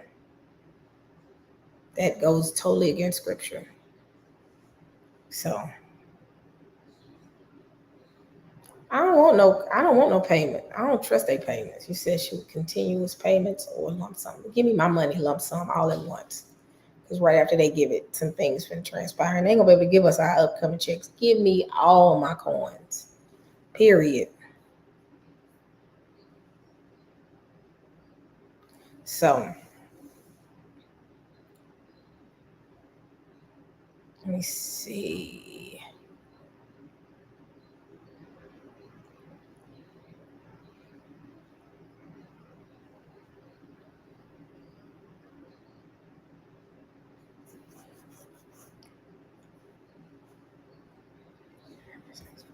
I ain't going no. I ain't going no. Oh, wait a minute. So answer this question. Are you going to the Vic? I ain't going nowhere near Memphis right now. I'm tired. Oh, I'm so tired. I don't feel like traveling no more for the next little bit. I've been traveling a lot, so I'm out of it. Says, do y'all think might be seeing reparation and the Exodus soon rather than later. I hope it's soon. I hope it's soon too. I pray that it's soon.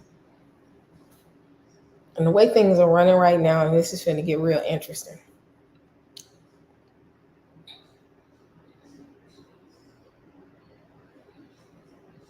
Me and Pastor Kelly are actually supposed to be doing this. Yeah, and it's my fault that me and Pastor Kelly did not do this collaboration on my channel. So we'll probably do it tonight or either tomorrow night. I'll find out. Really tonight we're going to do it because I got a meeting about possibly bringing some debates over to this channel. So we'll probably do it tonight. I'll check with him and see what's a good time. But yeah, we're going to talk about the Candace event, which is going to be very interesting. It's going to be very interesting. So me and him are going to talk about that. So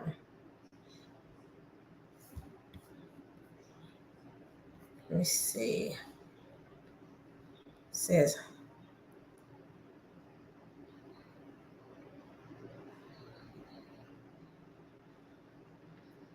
it's going to be interesting, y'all. Yep, we're going to get all that good stuff. And it doesn't necessarily have to be money, but they're going to have to run us something. Run us our wealth back. Because every ounce of wealth that they have right now is ours that they took.